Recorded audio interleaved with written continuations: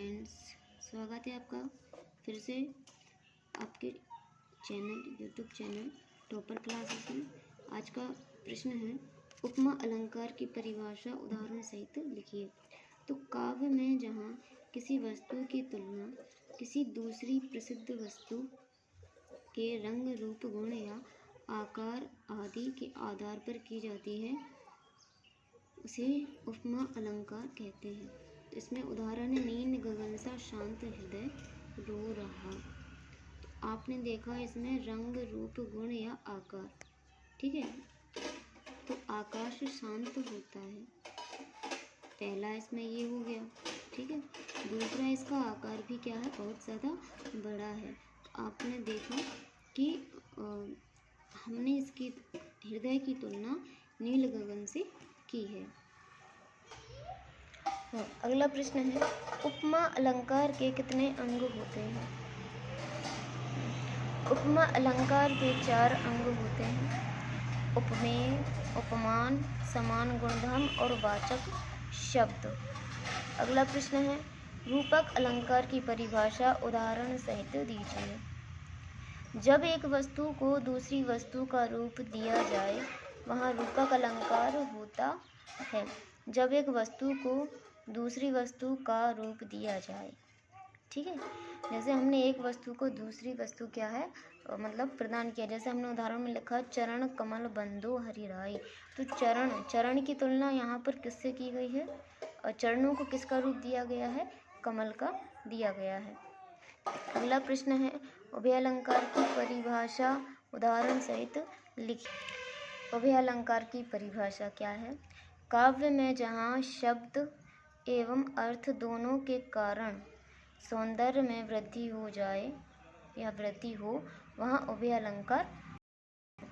कजरारी अखियन में कजरारी खाए, इसके जो शब्द हैं और अर्थ दोनों के कारण ही क्या है, इसमें सौंदर्य उत्पन्न हो रहा है।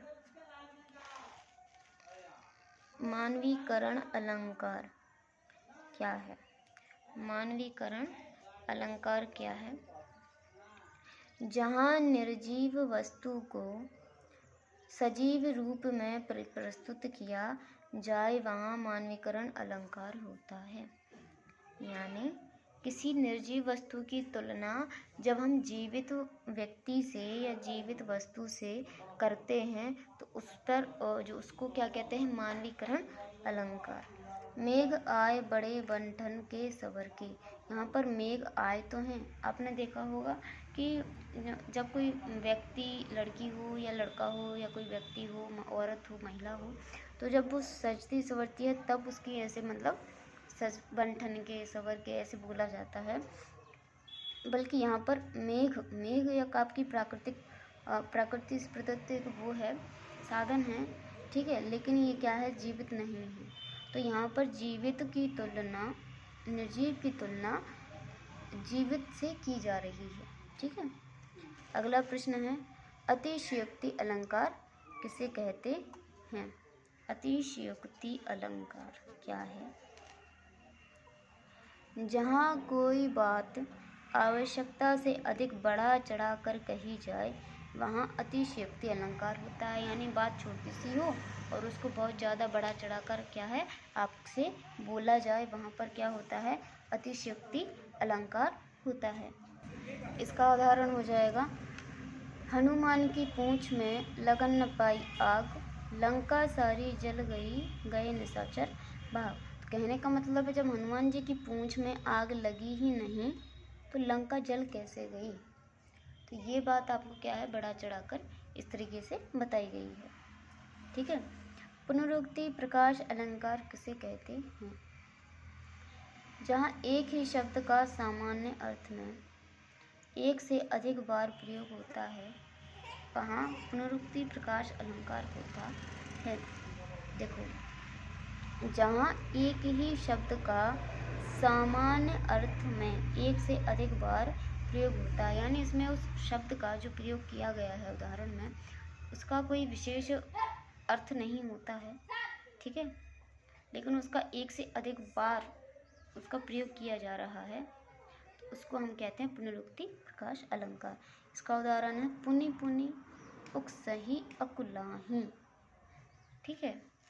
अगला प्रश्न है अनुप्रास अलंकार और यमक अलंकार में अंतर लिखिए। ये अंतर कैसे लिखना है, इस प्रकार से लिखना है। अनुप्रास अलंकार में कोई वर्ण बार बार आता है। आपने इसकी परिभाषा पढ़ी होगी कि जब अनुप्रास अलंकार में क्या होता है, वर्ण की आवृत्ति बार बार होती है। ठीक है। यमक अलंकार में कोई शब्द बार बार आता है, इसमें वर्ण बार बार आता है, इसमें शब्द बार बार आता है। ठीक है। अनुप्रास अलंकार में एक समान वर्ण आते हैं। एक समान माने यदि चा है, जैसे हमने कल उदाहरण पढ़ा था चारू चंद की चंचल करने, तो इसमें चा वर्ण की आवृत्ति बार बार हो रही है। और यमक अलंकार में प्रत्येक शब्द का भिन्न भिन्न अर्थ होता है, यानी इसमें जो दो शब्द आते हैं, जैसे हमने कल उदाहरण पढ़ा था कनक कनक ते सौगुने, तो इसमें कनक कनक एक ही शब्द है। ठीक है।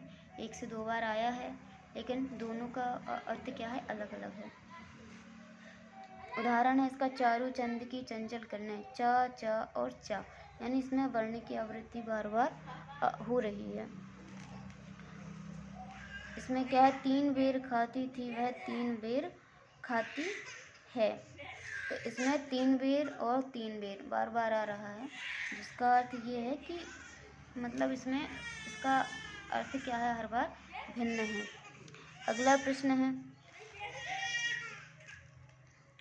यमक अलंकार और श्लेष अलंकार में क्या अंतर है।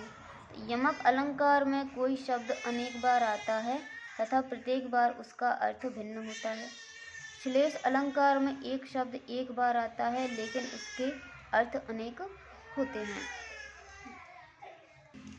जैसे आप इसमें उदाहरण पढ़ेंगे, तीन बेर खाती थी वह तीन बेर खाती है, और इसका उदाहरण हो जाएगा रहीमन पानी राखिए बिन पानी सब सून, पानी गए न उबरे मोती मानस चून। आशा है आपको ये वीडियो पसंद आया होगा।